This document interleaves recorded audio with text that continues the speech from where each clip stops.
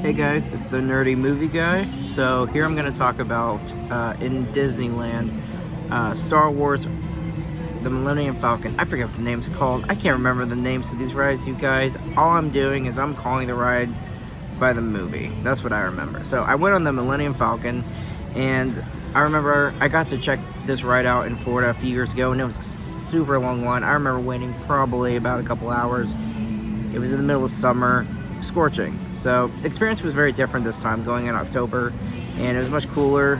When we walked through the line, we got probably halfway to the attraction itself before having to stop in a line.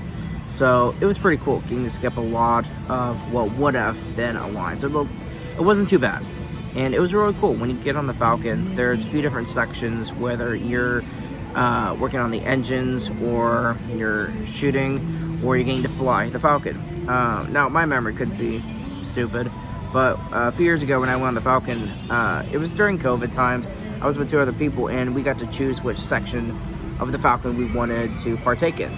This time, depending on how many people were in groups, you were assigned which section of the Falcon. So if you're stuck working on the engines, you're basically all just pushing a button.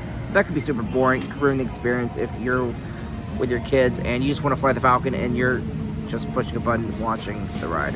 So luckily, me and my party that was there for the ride didn't get to do that. Two of us flew, which I was the co-pilot, and then the third person in our party got to shoot the gun. So it was a fun experience for us. And getting to fly the Falcon, there's no experience like it. It was super immersive, it was entertaining, it was kind of awesome. And I think my favorite part of the ride is when the character is telling you, all right, jump to hyperspace, pull the lever, and I see 3 levers, but there's one that's lit up green, and just the feeling of watching. And remember, when you're in the cockpit of the Falcon, it's one of those rides where the whole piece that you're in is kind of leaning back and forth depending on whether you're turning left or right or up and down for the ride. So pulling on that lever for hyperspace, getting to pull it down, and then feeling the car move forward, jumping to hyperspace, if you will. It was super fun. That was probably one of my favorite moments being in these Disney parks. I loved it. Definitely.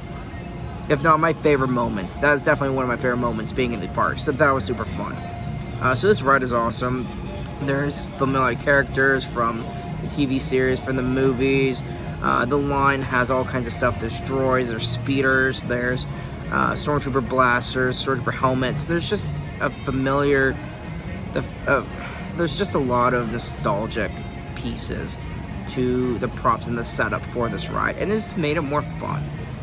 So that's been my review for the Millennium Falcon. If you get a chance to check this out, if you're a Star Wars fan and you're going to Disney, being one of 3 rides at Disney, you're probably going to check it out. But if you have any doubts at all that you don't want to, do it anyway. Do yourself a favor. Fly the Falcon, guys.